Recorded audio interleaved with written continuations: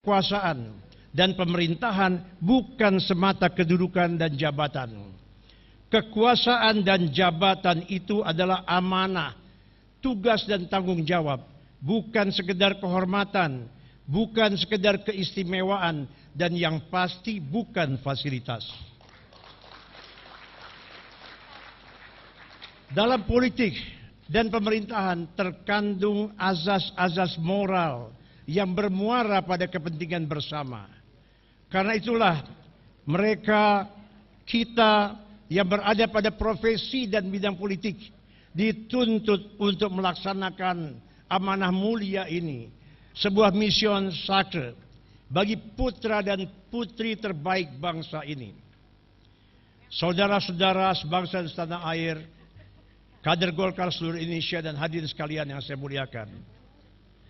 Kepada seluruh elemen bangsa, saya ingin mengingatkan bahwa pada saat bangsa kita memperingati hari kemerdekaan yang ke-66 ini, hal yang sangat memprihatinkan adalah masih terasa adanya krisis kepercayaan antar sesama anak bangsa.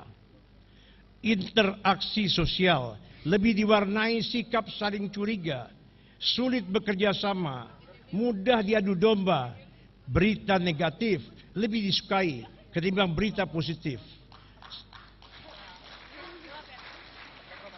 Serta perasaan tidak suka melihat orang maju dan perasaan senang melihat orang susah. Sehingga apapun yang dilakukan, bahkan hal-hal yang baik dan bermanfaat sekalipun, tidak dipercaya dan selalu direspons negatif. Kesemuanya itu menjadi suatu pertanda bahwa esensi persatuan telah terkoyak dan keropos. Karena itulah, marilah kita kembali merajut rasa percaya di antara kita. Kita adakan trust building. Kita harus senantiasa mengimplementasikan nilai-nilai dasar kehidupan bangsa, memperkuat modal historis dan modal sosial yang dimiliki bangsa kita, memupuk kembali rasa senasib dan sepemanggungan, memperkokoh solidaritas, mengembalikan harapan dan cita-cita bersama, mengembangkan empati dan toleransi, menguatkan ikatan batin antar sesama anak bangsa. Sehingga di dalam kehidupan kebangsaan kita istiqomah, satu kata dan perbuatan, serta tidak ada dusta di antara kita.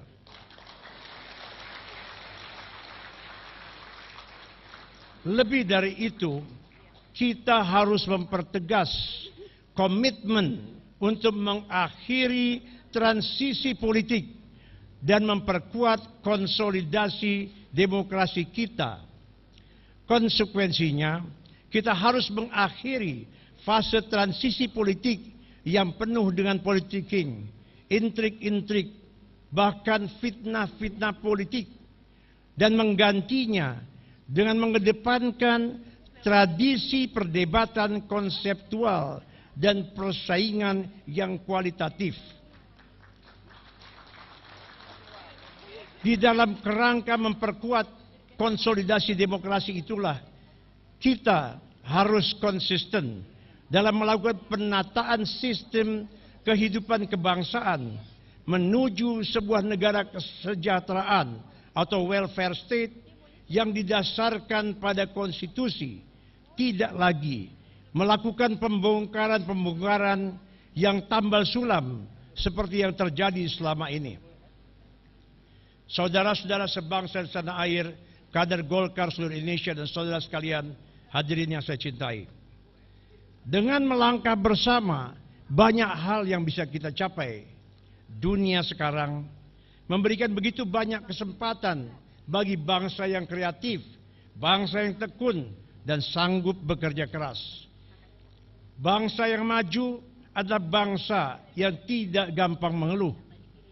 Bangsa yang maju adalah bangsa yang tahan ditempa oleh tantangan seberat apapun. Sebuah bangsa yang oleh Bung Karno disebut bangsa berotot baja dan bertulang besi.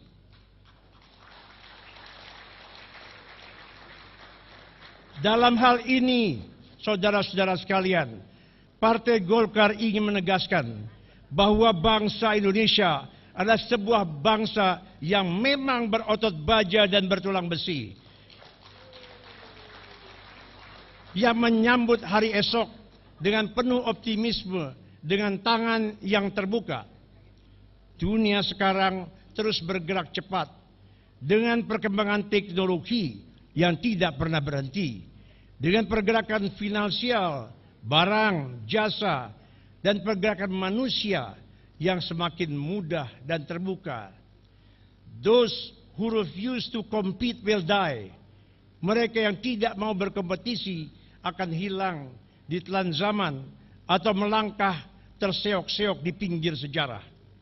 Sebaliknya, bangsa-bangsa yang kreatif, yang kompetitif, serta sanggup bekerja keras akan mampu melangkah cepat hanya dalam satu generasi keluar dari jebakan kemiskinan dan ketertinggalan untuk berdiri sejajar dengan bangsa-bangsa maju lainnya.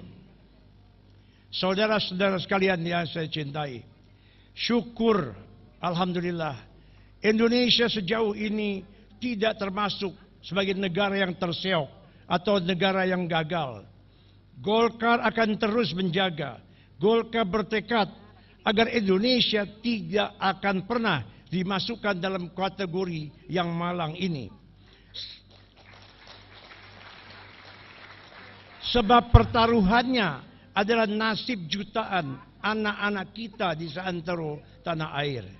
Sebaliknya, marilah kita manfaatkan potensi bangsa kita, serta peluang yang dibuka oleh globalisasi dunia saat ini dan di masa mendatang untuk mengukir prestasi gilang gemilang, menciptakan universitas terbaik, meningkatkan kualitas pendidikan dasar dan menengah, membangun fasilitas umum, membuka lapangan kerja dan sebagainya.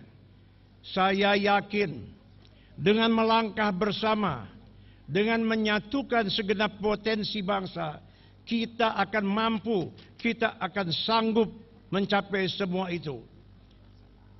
Tidak ada gunung yang terlalu tinggi, tidak ada sungai yang terlalu lebar, tidak ada laut yang terlalu dalam. Sejauh tekad kita bulat, sejauh jiwa kita kuat, sejauh langkah kita sama, insya Allah dengan restu Allah yang Maha Besar, bangsa Indonesia akan sanggup mencapai cita-cita mulia menuju hari esok yang lebih baik.